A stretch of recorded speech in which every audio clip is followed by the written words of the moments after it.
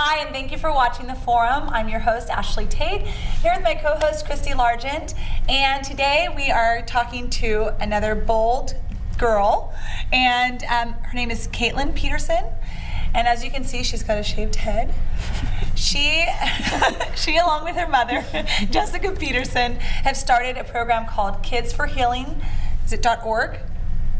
Or just Kids for Healing? No, not yet. Okay. Kids for Healing is the program name.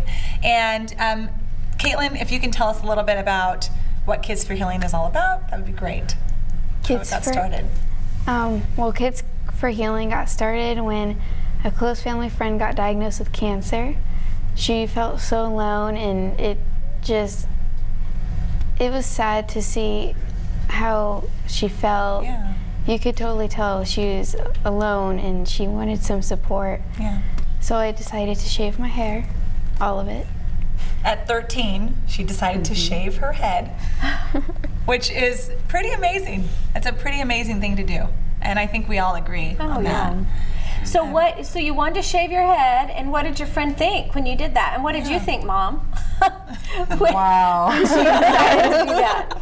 It was pretty amazing. It even inspired me. I cut 14 inches off of mine to present our friend with the braid, but to be 13 and want to do something so bold, and I know how cruel kids can be, I was kind of concerned, but I had to support her because it's a beautiful thing that she's wanting to do, and how can you stop that? You know, it's just amazing. So shaving the head was the first thing, right? And what did your family friend think?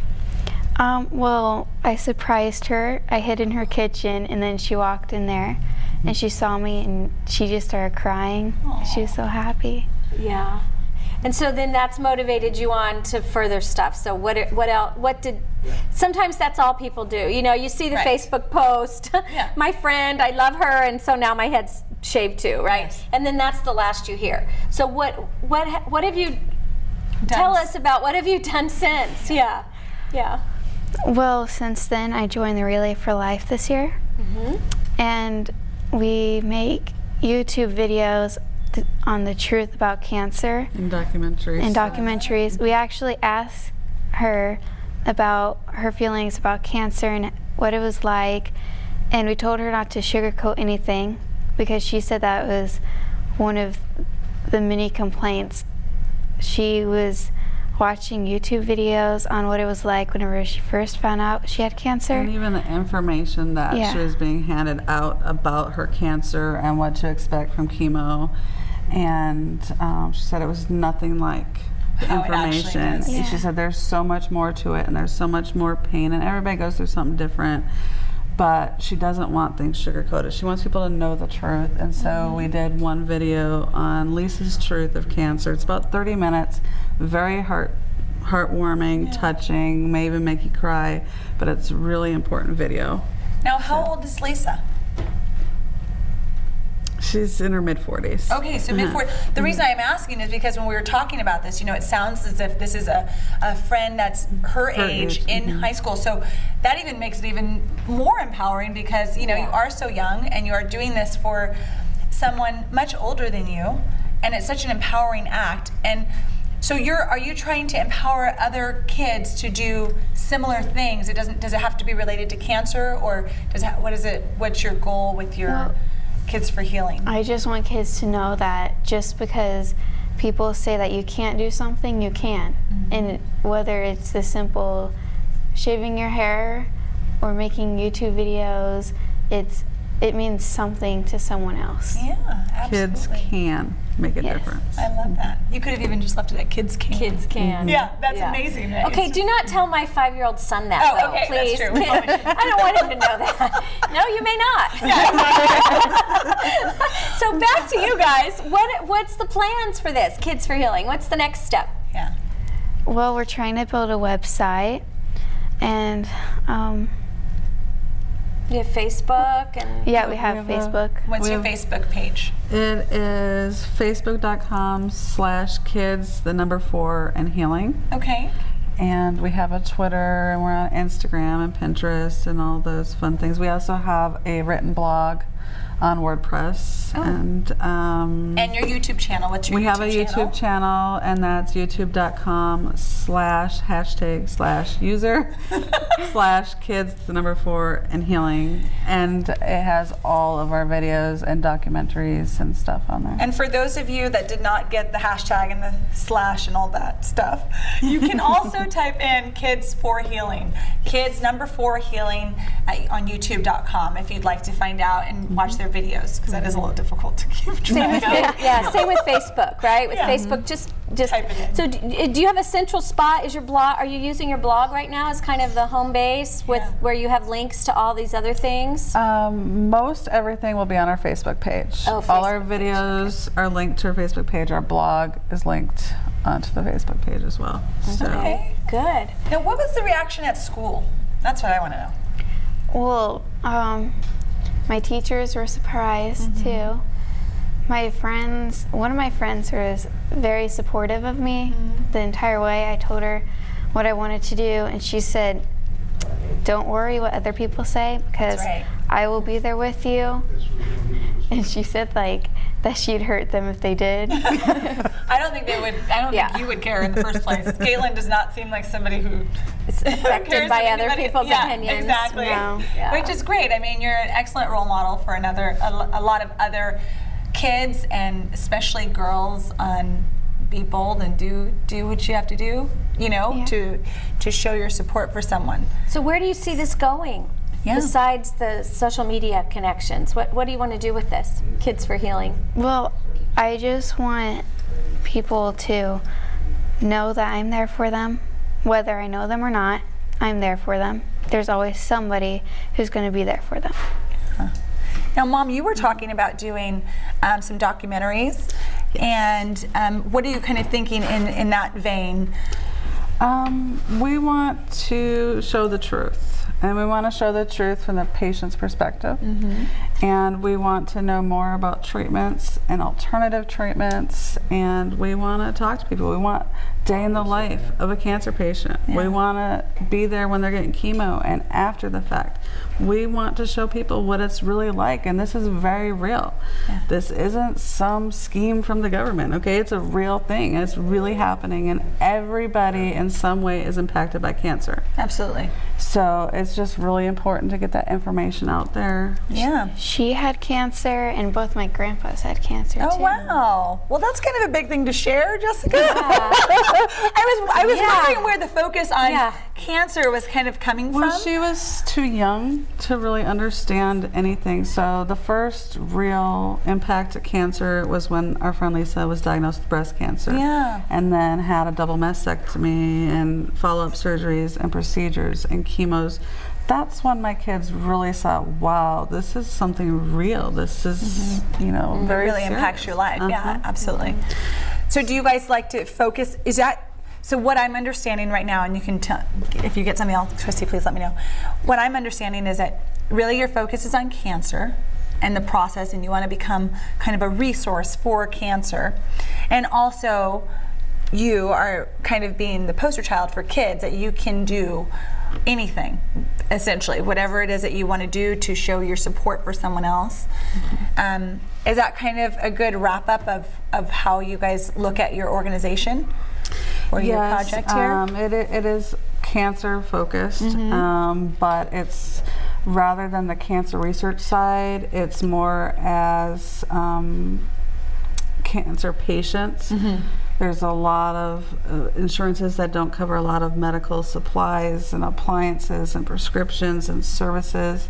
Wow. And there's great organizations like the American Cancer Society to team up with and get resources. But depending on where you're at and your age, if you're not old enough, you may not qualify for services. Wow. If you're in certain locations, you can't. So we have cancer patients that have to take a cab to chemo. Because they don't have that resource. And there's other government programs out there, but they take 4 to 6 months. to try and qualify. And at that point, you might be halfway through your cancer treatment. Right. You know, you need help right now. And so we want to fundraise and get funds available and partner with other companies and services with us so that we can provide these services to support cancer patients. Really, that's your focus, is anything you can do to support a cancer patient. And it sounds like it's a lot more than just kids. I mean, you're talking about giving money for the supplies they need and support as simple as driving them to their appointments. Right, and it's just getting kids involved and letting them know that they can make a difference too. We can use all the volunteers that want to help us. We do a lot of things. We have a lot of projects going on. Like what? We are putting together a Cook to the Cure cookbook, where we are taking donations, recipe donations.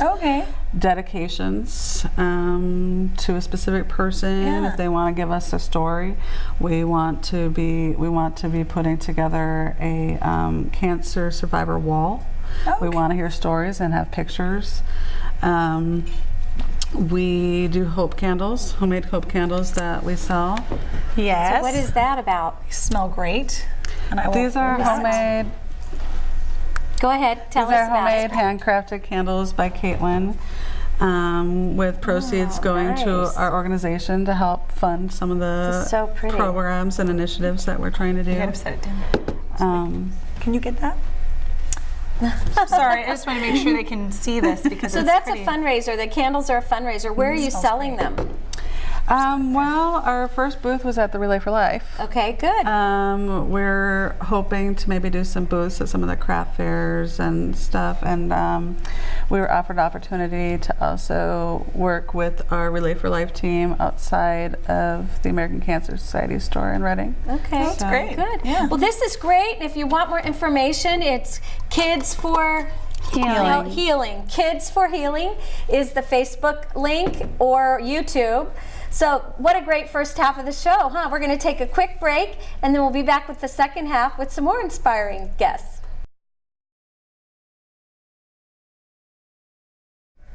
Hi, and we're back with Judy Rumsey from the American Cancer Society, and she is a part-time sales associate, but please do not let her title fool you. She does much more than that. And as you can see, we're kind of going on with cancer today. It's all about cancer. Supporting cancer victims and families That's right. So tell us, go ahead. Judy is so fun. You guys were like, okay, what we're going to do now is say, tell us about the American Cancer Society, and Judy would be talking the whole 12 minutes because she's so interesting and has so much to offer. So Judy, tell us about the American Cancer Society. What's going on here? Well, we're the American Cancer Society, and I work at the Discovery Shop, which is an upscale thrift shop, sort of Nordstrom's of resale. And our whole purpose is to collect funds so that we can funnel the money back into research and to support our local community, Shasta, Tehama County mostly. We provide services for cancer patients and their families, and I really need to stress that because the cancer patients usually have a group that will surround them and take care of them, but sometimes the families are sort of kind of left out on the left. So we're there to support them as well. And within the Discovery Shop, not only do we sell beautiful merchandise to help support this, but we have a cancer resource center, and it's currently only open 3 days a week. We provide services so cancer patients and their families can come in and they can talk to us about they need a wig. They need to go to the Look Good, Feel Better program because sometimes chemotherapy and radiation turns your skin green, blue, and all kinds of colors. We offer rides to cancer treatments. If you have to go out of the area, we can provide discounted lodging for you. So there's a number of services that we can offer. We do need more volunteers in the Resource Center, so potentially we could keep it open 7 days a week with the store. And anybody can be a volunteer. Anyone can be a volunteer. So that's great. And I have so to the say, store is located at Churn Creek and Hartnell. Right, 2961 Churn Creek Boulevard. Okay, right at the old Four Corners. So if you're familiar with that. And then where is the Resource Center? It's in in the building. Oh, okay. When we moved in there, we had a resource center on Bocelli for years, and like everything else a few years ago, funding dried up and they had to close it. But the manager we had at the time was passionate about serving our community, so we set aside a little 12 by 12 room. Well, the 12 by 12 room has now grown into a 24 by 24 room so that we could have wig services and have meetings available for our cancer patients and their families. Yeah. Oh, that's so nice. Yeah, and how long have you been involved? I have been with the American Cancer Society on and off for about 10 years. I was there a little over 8 years and retired. And a few months ago, the manager called me at home and said, "Would you like your job back?" And I went, "Wow." And my sweet husband knew that there was a passion for me and that I wasn't being fulfilled. And he said, "Go down the hill." I live in Shingletown. He said, "Volunteer, you're a happier camper." That's right. Now, why do you feel like you need to give back? Why is this so close to your heart? Well, like almost everyone in this room, I have been affected by cancer. I lost my aunt in 1963 to aggressive form of cancer. In 66, my mother was diagnosed, and she was a 35-year breast cancer survivor. We lost her to pancreatic cancer. My dad passed with lung cancer. My father-in-law with prostate cancer. Oh, my my goodness. mother-in-law with cancer, breast cancer. And so I have sort of an intimate thing. I've lost cousins and so on and so forth. I myself was visited with cancer in 1995. But survived? I survived. Fought it? 2000, I was re-diagnosed. I was told to go home and make plans. Oh my gosh. And I went home and got mad. And me and the good Lord and the American Cancer Society had some long discussions. I went through 3 experimental protocols. Wow. I have no idea to this day which protocol worked. They were recommendations from the American Cancer Society. I'm still here and out fighting every day for every cancer patient and their family. Wow. I'm involved with the Discovery Shop. This year I was blessed to be the survivor chair for Relay for Life, and we saw 292 survivors out at 116 degrees. It was a fun 24 hours. Oh my goodness. Sounds great.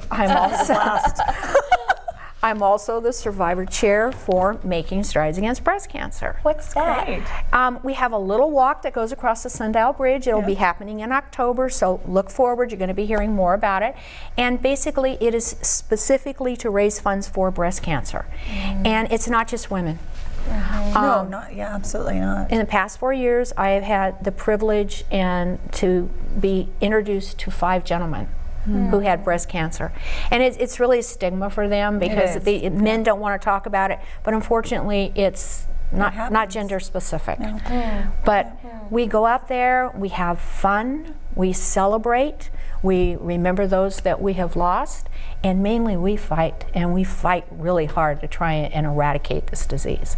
So all forms of cancer. American Cancer Society does a lot. Since 1990, we have reduced cancer deaths because of research by 20%. Wow. When I was diagnosed in 1995, the 5-year survival rate for just breast cancer was about 40%. In 2014, it hit 98% at 5 years. That's amazing. 95 at 10 years. So we are surviving. Yeah. We are making strides. Now, I see that you have this here, and it says 100 years of saving lives, and it's a very nice infographic of what the American Cancer Society has done over the last 100 years. Can you tell us a few big things? That what you just said was huge, but I know they've done a lot more. So, well, as of 100 years, we had 49, I believe, Nobel laureates. We now are up to 52 Nobel laureate doctors that are doing great research for drugs. Targeted therapy is huge. It used to be, it was a cookie cutter therapy. You took XYZ drug for XYZ time, then you did radiation, then you did XYZ. Now when you're diagnosed, they want to know what type of cancer it is, and they will give you a specific medication and or treatment just for that. And we've done that because of the Nobel laureate elected doctors that work with the American Cancer Society. So it's huge. In 2012, the last statistic I have, we had over 1 million people call our number, and it's the 1-800-ACS for American Cancer Society 2345. And for those of us that don't like the alphabet, it's 1-800-227-2345.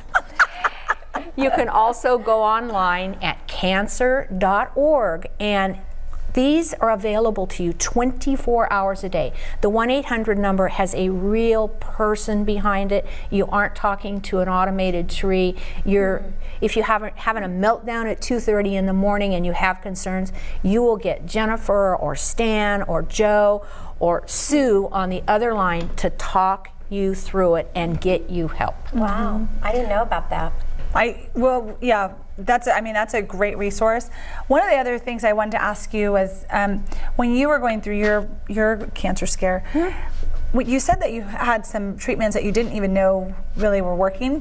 What would you recommend to someone who has cancer and is offered some of these treatments that they may not know exactly what they are? What would you recommend how would they make that decision? Because that was probably a very tough decision for you to make. It was, but I think somewhere I sought something deep inside of me, and I pulled up a courage and a hope, and I'm big on faith, and I knew that one of these was going to work. Yeah. And so I plunged in with both feet. I am a retired nurse. Unfortunately, sometimes that can be too informed. In my case, I'm just nosy, and I questioned everything that they did, and I finally made the decision. I had young grandchildren, and I wanted to make sure that I was around to see them graduate college and get married and have families. And my youngest is getting ready to graduate from high school this year, and it was an important thing. It was just a very difficult decision, and every person has to make it on their own terms. Absolutely. Yeah. You are captain of your own ship. Yep. Don't let a shipmate tell you how to run your life. That's good. It is. You know that you get conflicting information from everybody, I would imagine. And my dad is a survivor from colon cancer. Oh, wow. And I remember when he was trying to make his treatment decisions. And you know, it was very interesting because we're all pretty opinionated, and yet we realized this was a decision only he could make. Like, we didn't even say what we thought because we felt like it was his decision, you know, between he and his doctors. Yeah. So what's some good advice you could give for family members when their loved ones are going through cancer? And it's very difficult for family members because you want to jump in and you want to fix it. What I tell people when they come to me and talk to me is listen carefully to what the cancer patient is saying. Listen to what their wishes and their desires are, and just be there. Even if it means showing up with a cupcake or a card or just a phone call. Hey mom, hey dad, hey sis, hey brother, how are you doing? And listen to what they're saying, because they will in their heart know what is the right thing to do. They will make that decision, and you're encouraging and you're supporting. And sometimes that is the most difficult role, and that's why we reach out to the caregivers as well as the survivors. Well, one last thing I do want to say to anyone who's surviving cancer or fighting it now, I do think one of the biggest things that you left out there was be a fighter, obviously, be determined, and be bossy. Bingo. Be nosy. Bingo. Be nosy. Nosy and bossy, because you have to be your own advocate. And I think that is one of the biggest things is you are kind of allowing someone to, that's why I like your shipmates, you are allowing someone, whether it's your doctor, your family, whatever it is, to just kind of pull you along and tell you what they think you should be doing. But when you're your own advocate, you are making those decisions. So if things don't work out the way you hoped, or they do work out the way you hoped, you were in control of that. And I think that's so powerful what you say about that. And for the caregivers to kind of encourage them to be their own, to be strong in their own decisions. Exactly. To support them and not second guess them. Yeah, it was the best thing you did. What an interesting show we've had today, huh? Yeah. Just All be about fearless. ways- be fearless. We love that. Be fearless, yeah. We love that. Well, cancer.org is the best resource, and then locally in Reading at the Churn Creek and Hartnell place. And if you want to volunteer, we can always use volunteers. I'm really big on youth volunteers too, so all you young people that have summer vacation, come see me. 13 and up, you can volunteer. It's great for you. It looks good on a college application. Yep. Thanks for watching. It's been a great show. We're looking forward to next week. Thanks for watching The Forum.